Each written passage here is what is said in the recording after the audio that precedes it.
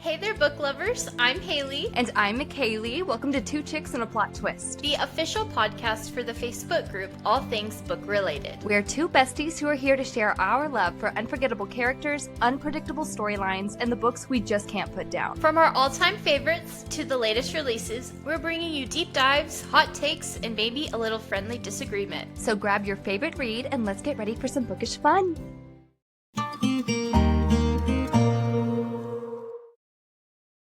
Hey everyone, and welcome back to Two Chicks and a Plot Twist. We are so happy that you're here with us today. We have got a super fun episode planned for you guys. That's right. Today's episode, we are talking with author, actress, and singer Clare Solly to chat about her work, her creative journey, and all things storytelling. From acting to crafting incredible stories on the page, Clare brings a unique perspective from both worlds, and we can't wait for you guys to hear everything that we've talked about with her. Yes, let's dive into this conversation with Clare Solly. So say hi, Clare. Hi, Claire. No, that was I love it. I love it. Go follow the instruction. Yes, she is a role follower, guys. Tell us a little bit about yourself. Oh my gosh. How long is the podcast? Oh my gosh. However long you want it to be. So go for it. Fantastic. Well, welcome. I think you hit the highlights in my intro. I currently live in New York City. I published my latest novel in 2023. Currently have 7 works in progress. Wow. I moved to New York 15 years ago. It'll be 16 September 2025, which is the longest I've lived anywhere in my life, to become an actress on the Broadway. Spoiler alert, haven't hit it yet. I've done 3 off-Broadway shows and tons of other theater in my spare time. I also help run 3 different theater companies in the city. They're all indie, and one is an off-Broadway playhouse, indie companies. And before that, I lived in California and did the whole actor thing as a kid. I feel like storytelling was just in my nature. In high school, I was the editor of the school newspaper. In junior high, I did all the plays. In elementary school, and even probably before I could write, I was taking storybooks. And I'm pretty sure I could read, and I'm pretty sure I could write at the same time. But I was translating them into plays for my friends in the neighborhood to perform in the backyard for anyone who would watch. Oh my goodness. So yeah. So that's sort of nutshell, Clare Solly. Yeah. Wow. It sounds like you are doing so much, Clare. It sounds like you don't have any spare time at all. So we are so happy that you made the time to sit down with us. But how did you get started doing all of these things? Just whenever you were younger, you always wanted to be an actress, or? Yes, no. I'm an only child. My dad actually has been remarried twice, and there's more. I have step siblings, but I'm an only child. And when I was growing up, my parents were very much encouraging me to entertain myself, and I was an early reader, and I'm a voracious reader, and I just enjoyed story. And my mom did some community theater, and I just fell in love watching her do it. And I was in my first actual show performing on stage when I think I was 7 or 8, and got heavily involved in community theater and just did all kinds of theater. In junior high, I played Mrs. Claus in elementary school way back when, and was writing for the high school newspaper. Even though it was journalism, you're still telling a story. Every newspaper article you read is a story. I mean, they call it a story, but it has a beginning, middle, and end, just like a traditional story. And so I feel like it's always just been in me. And it's my first novel that I wrote. And I think I even mentioned this like in the acknowledgments. I started writing love letters to a guy who broke up with me in a relationship that ended without an ending. So many people actually have, but I needed an ending. And then, true to my Gemini nature, I was like, I need to know both sides. And I wasn't satisfied with only outgoing letters. So I started writing letters in response back, and it became it felt Victorian and romantic and whatever. And all of a sudden I was like, wait a minute, this feels like the ending of a book. And some of those letters actually are like, they made it as the end of The Time Turner. And I just wrote this whole story sort of around falling in love with a person that had a very heavy depression and a mental state that wouldn't let them, be a good partner in a relationship. And there was time travel involved because it felt Victorian. Yeah. Yes. I sort of feel like I accidentally fall into a lot of art, which is fine because, again, as a kid, I was told, hey, go out and try things, go out and see what you like. So that's, Wow. yeah. I love that. That is so amazing. So Haley and I, we're both theater kids. So Yeah. when you applied to be a guest, we were immediately like, she's an actor, she's a creative. Yeah. I mean, being an author just only made it 100 times better because we're bookish and we're like writing something. She's writing something right now. So seeing authors, especially ones with multiple published works too, Right. it's so inspiring and it's so great to getting to talk to you and meet you. And with that all being said, is there any role that has been your favorite performing on stage? Well, yes. Two. Can I have two? Of I love course. playing Penelope Pennywise in You're in Town. Oh.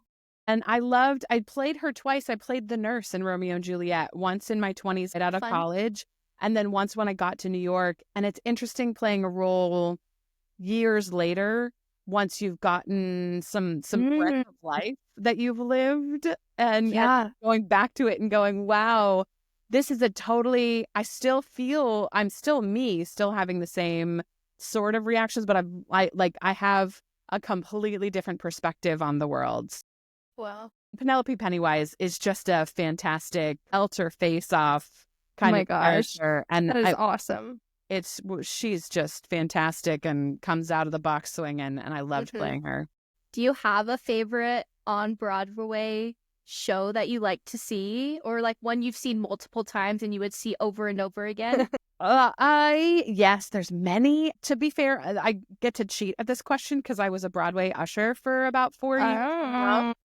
So I actually did get to see shows over and over and over. I saw Frozen probably over 100 times. Wow. I saw Mean Girls probably over 100 times. I probably could watch Moulin Rouge over and over and over. That was one of the shows I also entered. I love Moulin Rouge. And because Broadway, it's not stagnant. So you get a 6-month contract or you get a year contract on Broadway. I don't know how much listeners know about all these things, but you're not in the job forever, and you can re-sign the contract or you can go in a different direction. And so you get new people in playing roles all the time, and they come in and they just they breathe new life into it, or they have a new perspective.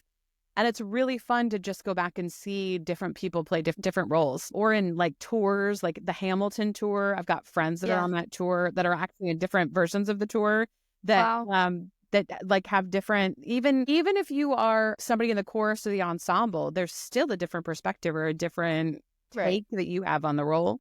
And honestly, there's not that many shows that I wouldn't see again. I love story. I was actually talking to my mom about this earlier today because it's Sunday and I celebrate Call Your Mother Sunday. I will watch a movie over and over and over again, or I'll watch a play over and over again. And I definitely read a book over again because you'll come at it from a different perspective. Even if you have just finished it and you turn back to the front and you start reading again, because you know what the story is and you can watch it from a different or read it from a different viewpoint. Or see it from a different viewpoint. So, yeah. Wow. No, that's very interesting. And now that we're kind of getting into books, how would you say that your experience in theater has influenced your writing?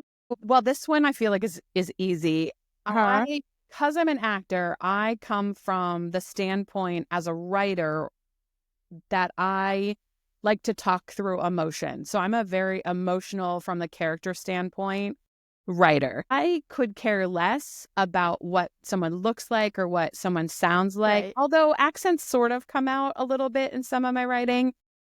But most of my books, it could be anybody from anywhere. I'll say they're from New York, but what does that mean? Right. We have so many different people that are born and raised in New York that are from different backgrounds that don't look anything or sound anything like me.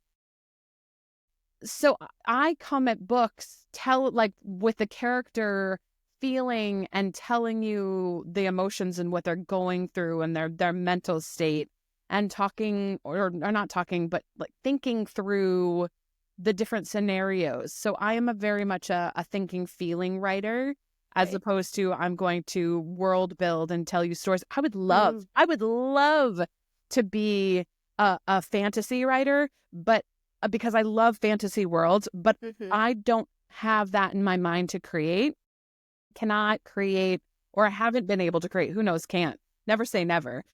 I just don't have the ability to dream up a brand new world or a brand new type of magic or the rules. I like the rules of this world. Yeah, and right. then That's okay. dumping a heart out on the table. Oh my goodness. Feel like going with your emotions when writing. I think that's how I definitely am. I'm writing a book right now, and McCayleigh just finished reading the first 50 pages, and she said, "What does this character even look like?" And I'm like, "Oh, I didn't even think about that. Let me go back and like rethink my whole thing that I've started doing." Yeah, I've had a couple of editors that have been like, "So what is this person?" But some people it matters to, some people it doesn't. And it's funny because I'll get thrown off as a reader when 100 pages in, they start to describe he had black hair and brown eyes. And I'm like, wait a minute, he's been a blonde with green eyes the entire time. Yes. So New York City. To me and Haley, that is crazy because we live in our tiny little small towns in Texas. We've lived here our entire lives. What in the world? What is that like? Because you said it's the longest you've ever been in a place. Tell me about it. Where were you before New York? Like, tell me about your childhood, because how did you get here in New York? That's mind blowing. Well, it's actually even more of a mind-blowing journey. I'll start at the beginning and I'll get there. My parents are both East Coasters. I was born in West Virginia, and my dad's from West Virginia, mom's from Virginia, and we kind of traveled up and down the coast as my dad was finishing getting his education, and he's a teacher, or was a teacher. He's retired now, college professor. And we moved to North Carolina for a bit, and then we landed in Kansas because my dad got a really great job in Kansas. And then my parents split up, and my mom went to Chicago for a little bit, and then she moved to Southern California. And I was a kid that just bounced back and forth between divorced parents. And so I spent half of my childhood living in Kansas, and I spent half of my childhood living in San Diego. So I consider myself more of a California girl because, totally, I spent most of my time there. Actually, I lived in California for 13 years in total, like not counting. I think that doesn't count going to high school, although I went to high school in Kansas. So I went to college and then started my acting career out in Southern California because I thought, well, getting a degree in theater and acting and also, being in the world, it would be better to be in California than it would be in Kansas. So I went to California. And I did the LA thing for a little while, tried to do some movies and TV. I am a giant. I am 6 feet tall. So, and the average height of man on screen is 5'8". So women are very short. And LA likes skinny, pretty people, and it was just not working out. So I kind of rolled back, and I was doing like the community theater, the indie theater scene in Southern California. And a friend and I were just I want to say we were having drinks one night, but neither of us were big drinkers. So it was probably like we were sitting around having tea after seeing a show and cleaning, because we had just been not cast in another show. It's like any other scene, any other kind of group. Like if you're in, you're in. And if you're not, you're not. Not like looking back, I was probably more in than I thought I was. But it's just, for a 6 foot tall woman, there's not a ton of roles, no matter if you're in New York or you're in LA or you're in Texas or wherever you are.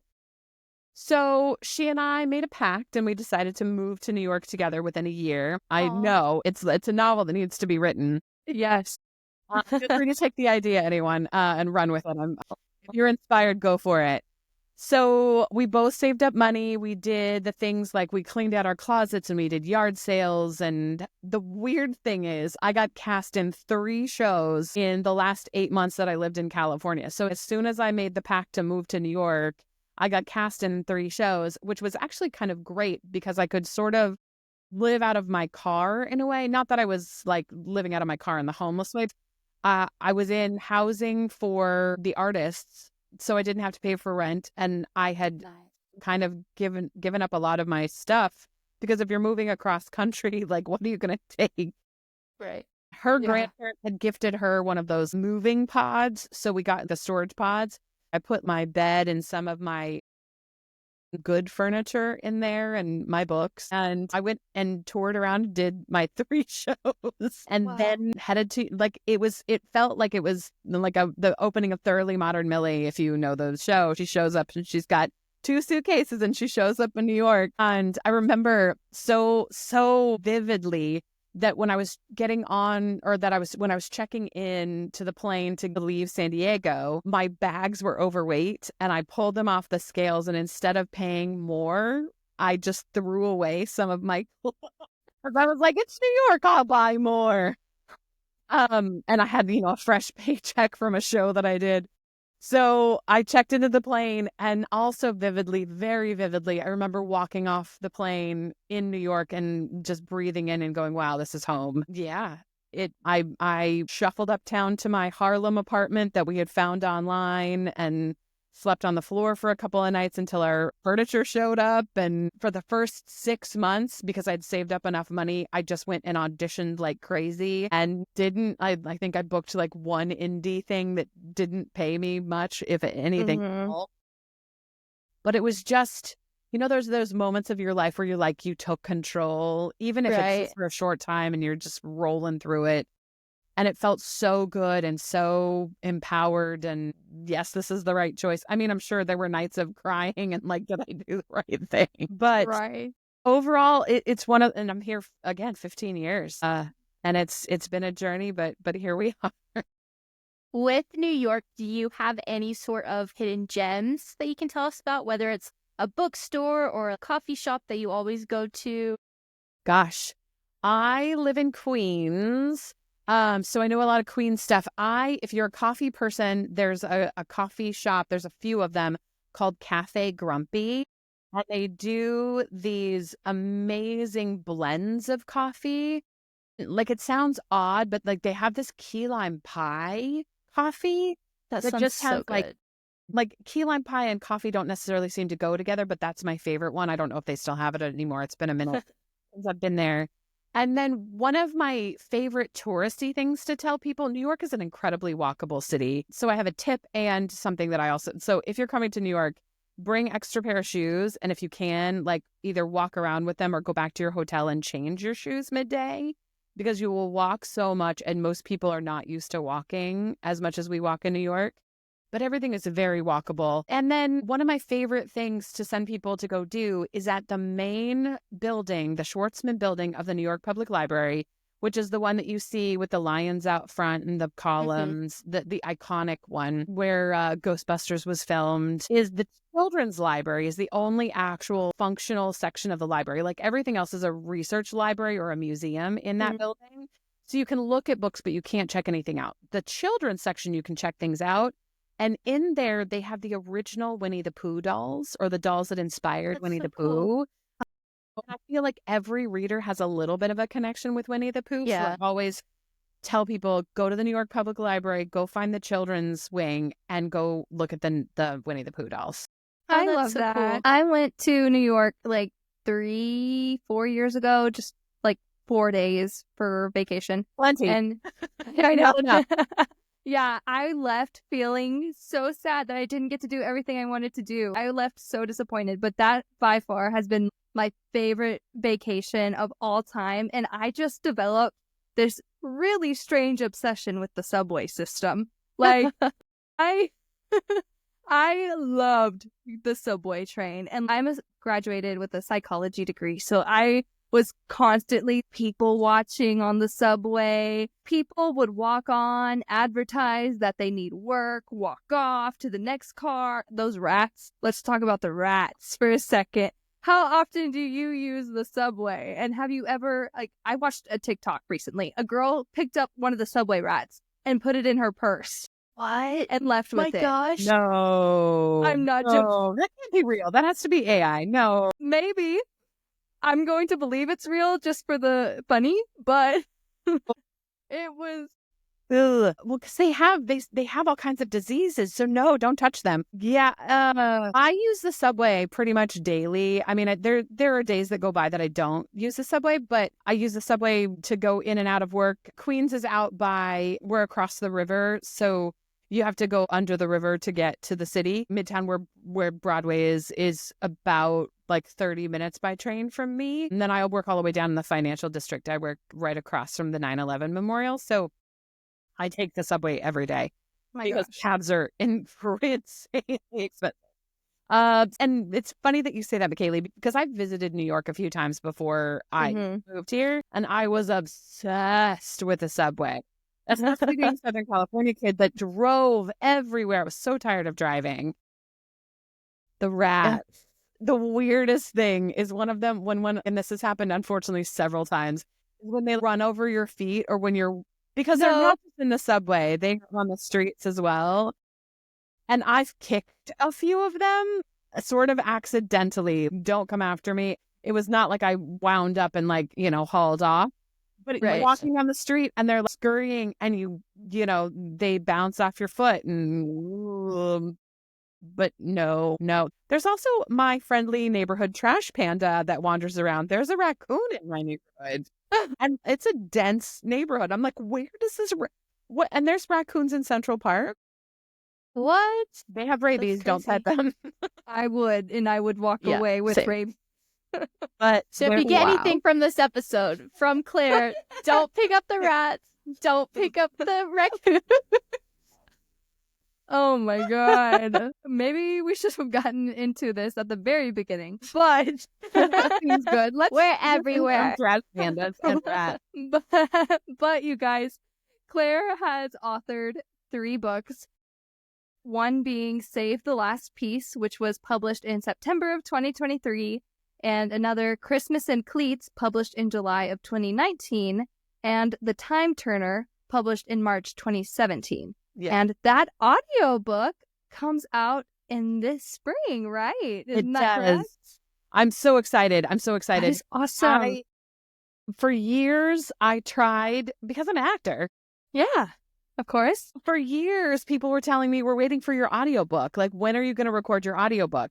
And I went out and I bought expensive equipment and I sat down, and for some reason, I am not an audiobook narrator. I am just not. It is a skill. It is a skill. Yeah. And hats off, because McCayleigh is an audiobook narrator, so she knows all about it. Hats off. It is a skill. Yeah. Not only do you have to be a focused reader and understand where the book is going, but you have to have all those voices, and you have to be able to talk nonstop for hours and hours and hours. People don't realize, and Haley, we also listened to an interview really recently. People don't realize that narrators, it's like an exercise, because you're running out of breath. Your jaw will get sore if you go too long, and it's a muscle. You're working out your mouth, your vocal, like constant 3 hours a day to finish, a book or whatever it may be. So, and it's just you. It's just like acting on stage. An average play on stage is like 2.5 hours, but you're not doing it by yourself. Yeah. And it's not constant. You say your jaw and your everything hurt. I want to say I recorded like a chapter, made so many mistakes. And you have to redo it. Yeah, so it's not one take. And also like water and learning what to eat before you record, so you don't sound like you're smacking, and you don't want to hear your mouth noises in the microphone after you finished recording. So you have to eat right before you record. You have to hydrate properly. And then you're talking about the characters. You have to remember whose voice belongs to who talks this way. And a character from chapter 4 might not show up again until chapter 68. And you have to remember how they sounded. Our interview that we listened to said exactly that, and that is so right. So I get it. I understand. Yeah. So again, hats off. And I finally realized that I'm not a narrator. I could maybe do a children's book, like a picture book narration. Yeah. Totally down for those. But narrating, especially narrating my own work, it became really, I mean, because you're sort of editing yourself as you go, as you're writing, and then just kind of editing and judging. Judging is the wrong word, but just, it was not, it was not, Right. it was not good. Then Yeah. some people can do their own work. And again, hats off to those people. I could not. But anyway, point being, yes, the Time Turner is finally going to be an audio. But yes, Right. and I love the Time Turner. It is the book, the little book that keeps on giving. It's a time travel romance novel. I highly discourage anybody from writing a time travel novel unless you're Oh my goodness. very, very organized. I can only imagine the amount of, wait, what kind of time travel? And then having to stick to it too. Because I've learned that there's at least 3 different types of time travel. Like there's Back to the Future is a certain time travel. And then Marvel, There's like the movies has their Outlander, I own. think now. Yeah, Outlander has like, so there's rules you have to follow. So I can't even imagine. I would get lost so quick if I tried writing something like that. Goodness. Yeah. Well, and it's funny because I love reading time travel because it's in that fantasy world. And I feel like time travel I keep leaning back into writing another one. Coming up with, I'm like, no, do we want to do that right now, Claire? It means, because I'm more of a plotzer, I will start to write and see if I like an idea and get 4 or 5 chapters in. And then if I like where it's going, I'll sit down and do an outline like you did in high school, outlining a paper. Right. Yes. Right. And sort of give myself a little bit of a roadmap of where I'm going so I can have a guideline to get, because I always know the beginning and I always know the ending, and it's that tricky middle that always gray. And this one, like I said at the beginning, I wrote these letters to myself, and they're now you find them very much toward the end of the book. And this book, I had no idea what I was doing. So I was just writing for fun on the subway and in notebooks, like handwriting. And finally I got to the point where I was like, let me type this up. And I realized that I had chapters that were sort of out of order, and it was a huge overhaul when I finally went in to edit it, because I moved things around so many times, and things were in different seasons and different times. And it kind of takes span over a year, knowing when spring was and when winter was, who was wearing what when. Right. It was like the little things that you don't want to worry about because you want the story. And then a few years later, it's interesting, my timeline, I published Time Turner and then got a job as an actor. I was doing, I was working for Santa on a Christmas train. And during my days, because we had rehearsal and performances at night, so during the days I would sit down and I would write. And I wrote Save the Last Piece because it was sort of based on, it's fictional, but it's based on my experience in the event world. And I wrote this book. That was the second book I wrote, and then it lived in a drawer for 5 years. And I went back into the workforce and was like, okay, I'm going to go back to work. I'm going to pause my acting for a little bit, build up a pile of money, write a couple more books.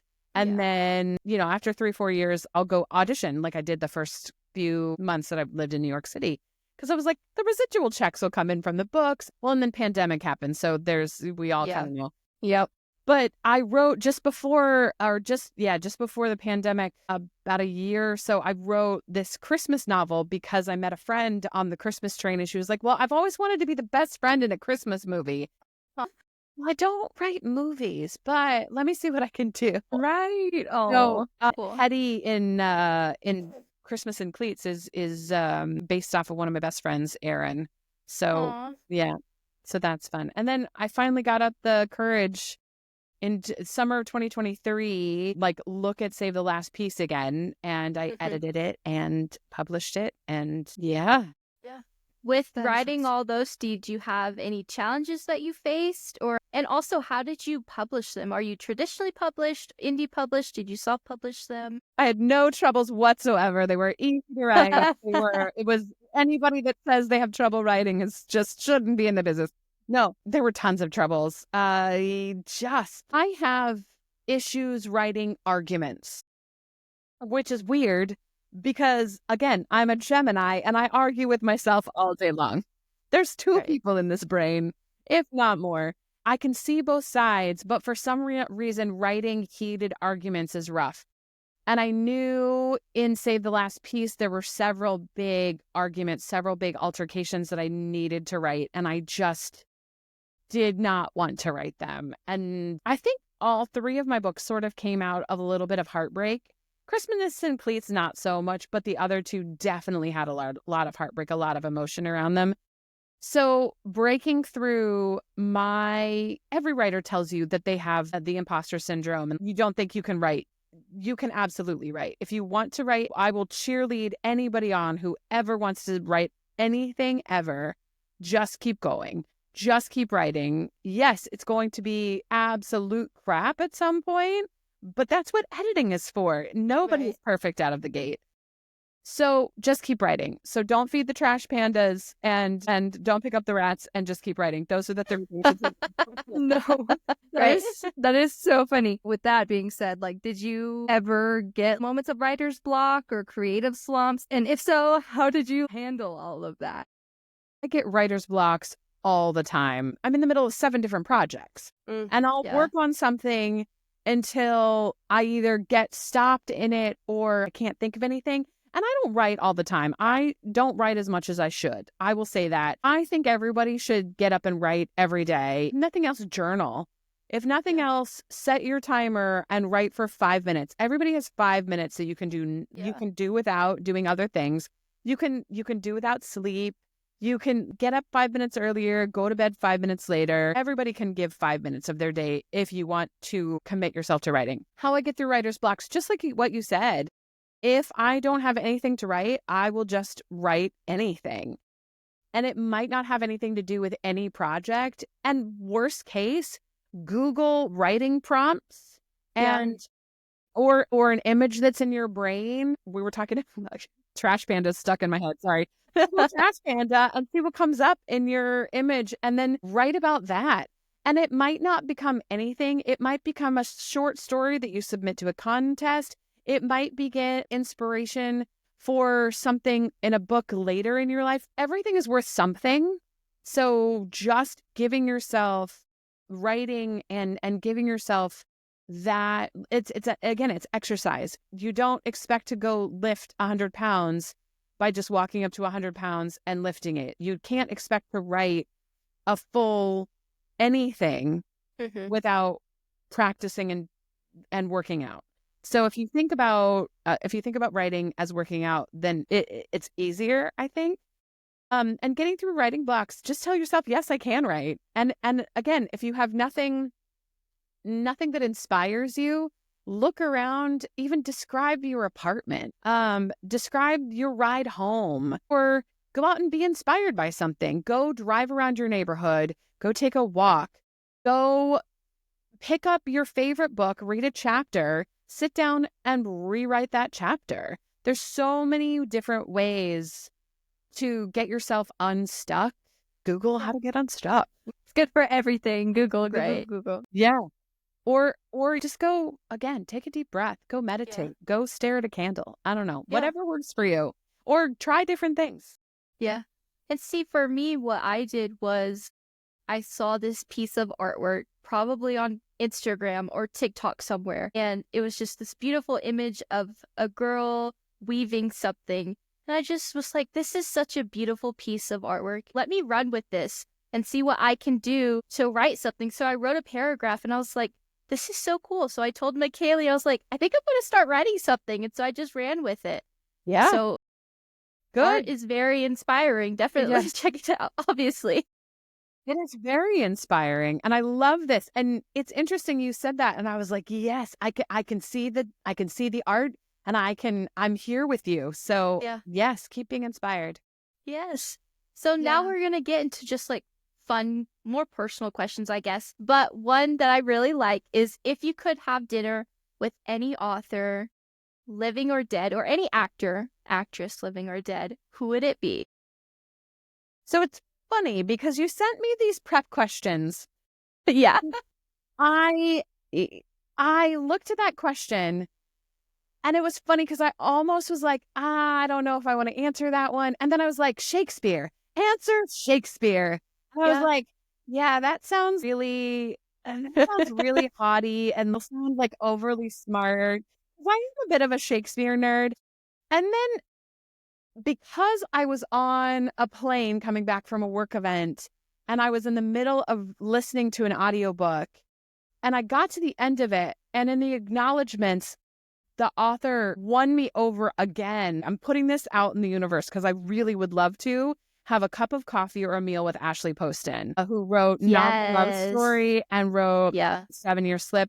I haven't Yeah. read Dead Romantics yet, Mm. but in both Novel Love Story, which is the audiobook I was listening to, and 7-Year Slip, which I picked up recently because I was like, I want to reread this. And that one has time travel. It does. Romance. It Yeah. does. And she does these they both kind of have a little bit of a time, like it's Yeah. fantasy, but it could be real. And I really like that feel Yeah.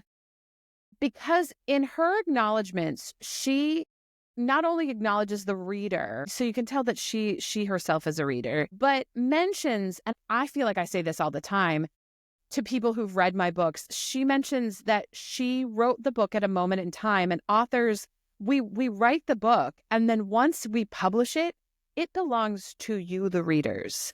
It is no longer ours. It is your story.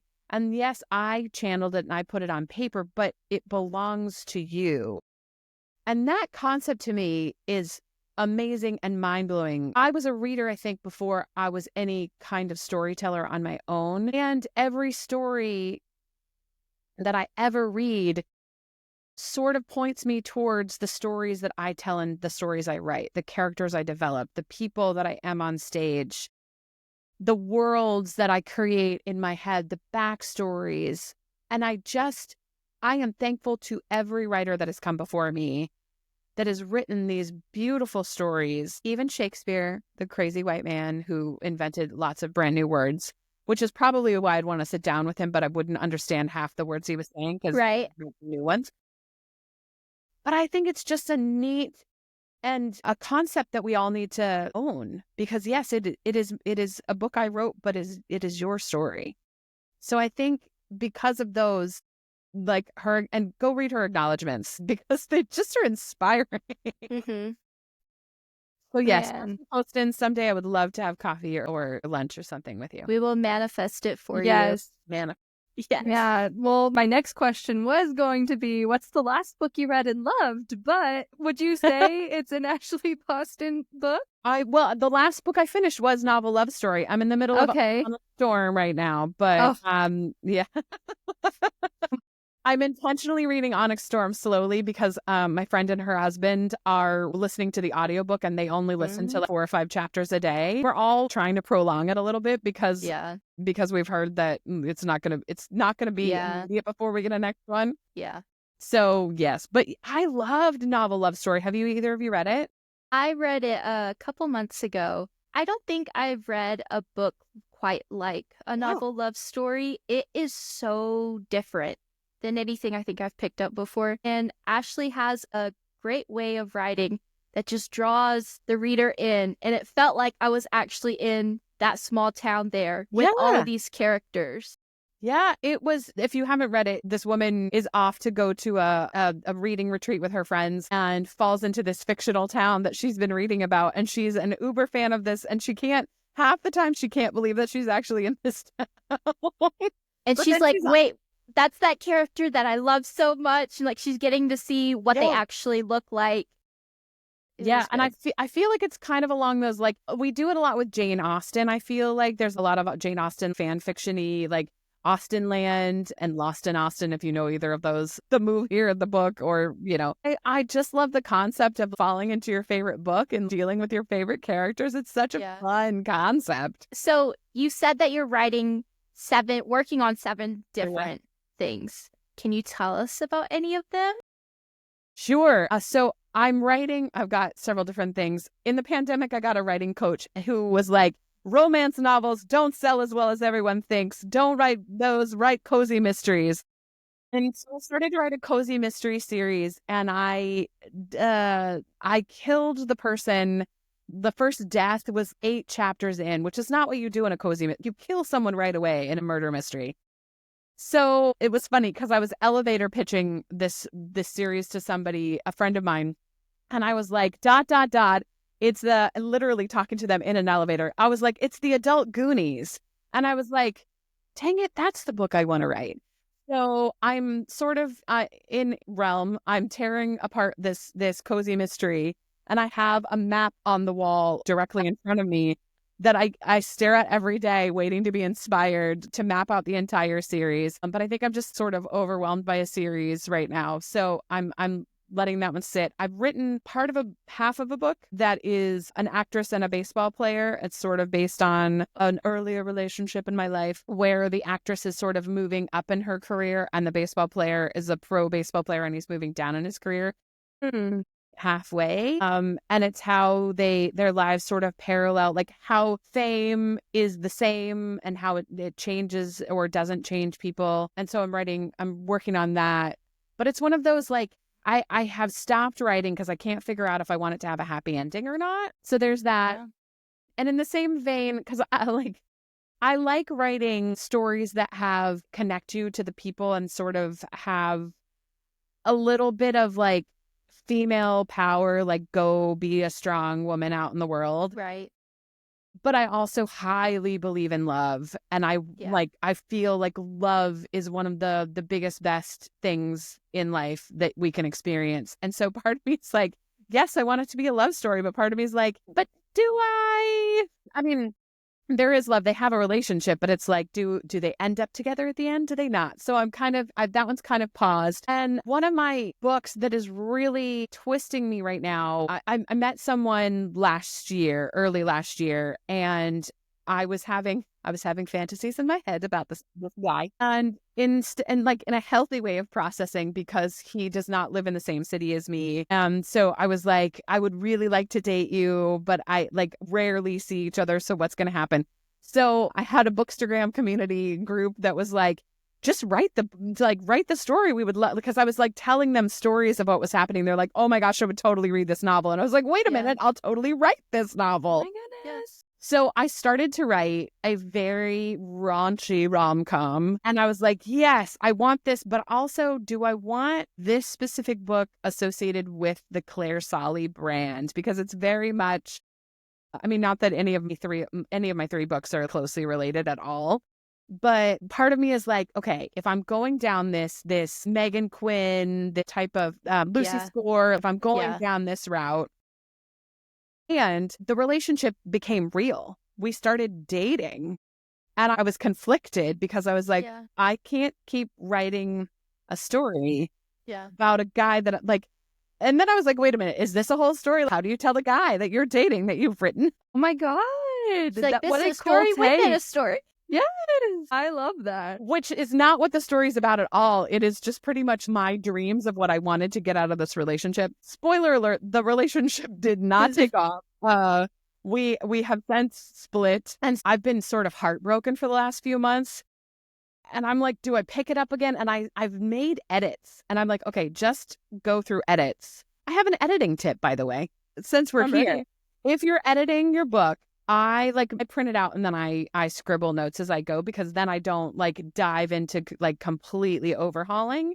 Mm-hmm. And then what I do from the printed papers, and yes, I recycle, I go from the very last page and do the edits backwards, because then the pages don't change. So if you start on page 100 and you make the edits on page 100, even if you're writing a whole new page, it pushes into page 101. Mm-hmm. And then you do page 99 and you go backwards that way. It also gives you a different perspective on your story, because you kind of read it kind of chapter backwards as you go. So there's another tip. Wow. But yeah, so I'm writing this book, and I realize I'm like, okay, I'm going to do it under a pen name. Yeah. And what would your pen name be? Something just like super. Are you ready for this brilliance? So I'm going to be C.S. Solly. What? There's not that many Sollys in the world. And I figure C.S. Ollie, if you're paying attention, it's close enough.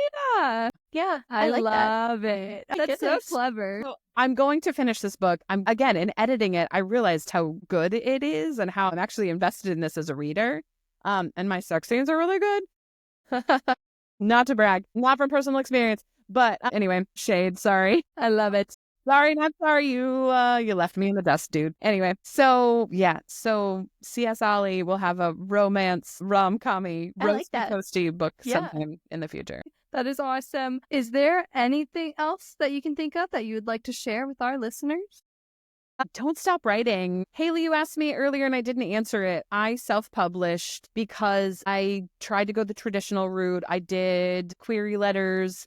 I did, 20 at a time. I did 3 at a time. I did over months. I did whatever. The thing is, there's no wrong way. There's no right way. There's traditional. There's not traditional. Just be smart. Like read the fine print when you go work with anybody or work on your own. And yeah, if you're going to self-publish, just self-publish. I got to the point where Christmas in Cleats was a book that I wrote because I was entering the Hallmark contest back in 2018, 2019, something like that. And they decided they declined it. And I was like, I'm not going to even bother querying this. I'm just going to self-publish it.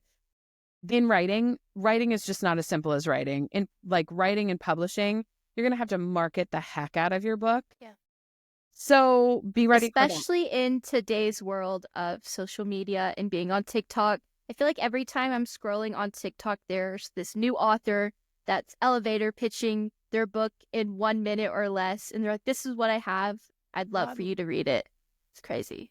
And to that note, if there are authors that you like on any of the social platforms, please feel free to support us in any way you feel comfortable supporting.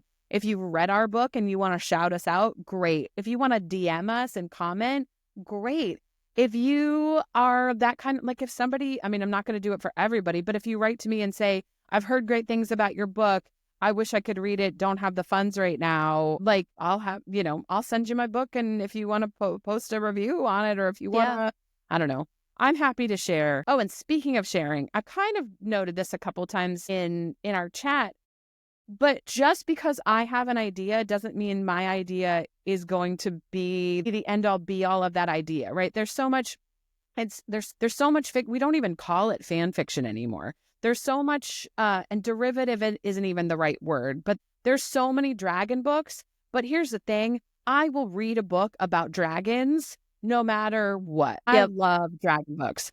So don't let the fact that somebody else has an idea that came before you that wrote about it stop you from writing it, because you will come at it with a completely new perspective.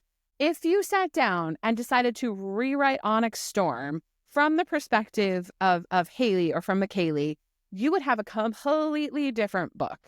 Right. You would write it because there's some character in there that you completely connect with more than any other character. There's some storyline, there's some incident. So even if you just completely wrote a different book that's already out there, it's going to be completely different.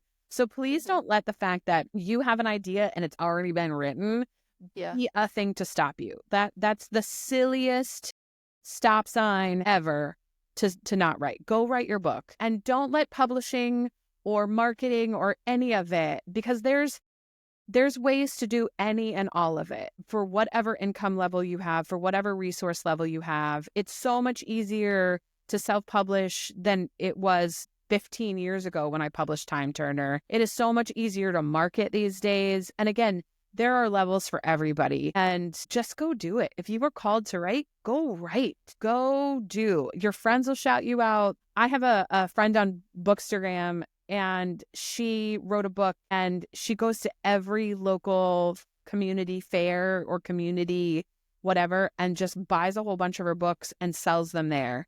Yeah. And that's how she's not making a ton of money, but she's selling her books. Yeah. So go write, go sell. Don't let anything hold you back. You are so inspiring, Claire. Yes. Oh my gosh. I'm going to take that and run with it forever. Oh my goodness. No, you are so awesome. Thank you for giving us all this advice. We appreciate it. Our listeners appreciate it. We have authors and readers listening in all the time. And so many of those readers, too, want to be writers. And I think that is amazing. You just gave us everything. Everything we've ever needed. It's here in this episode. Right. I had a mic-eyed mic drop. You're welcome. Thank you. But yes, thank you so much for joining us. We really appreciated you being here and sharing your story. Again, very inspiring. It was so much fun. I will come back anytime. My gosh, thank you. That would be amazing. Bye. Bye. Well, guys, that's a wrap on today's episode of Two Chicks and a Plot Twist. We hope that you enjoyed hearing our interview with Claire. We would love to hear your thoughts about this episode, so send us a message or comment on any of our socials. Thank you guys so much for listening and supporting us. If you're interested in being a guest on our podcast, check out our Instagram or Facebook page at Two Chicks and a Plot Twist. There's a sign-up form in our link tree. From our link tree, you can also visit our website, sign up for our email newsletter, and check out our brand new merch. Yes, you can follow me on Instagram. It's at Haley's.books. And you can follow me on Instagram at McCayleigh Daniels. And you can expect a podcast episode from us every Thursday. See you next time.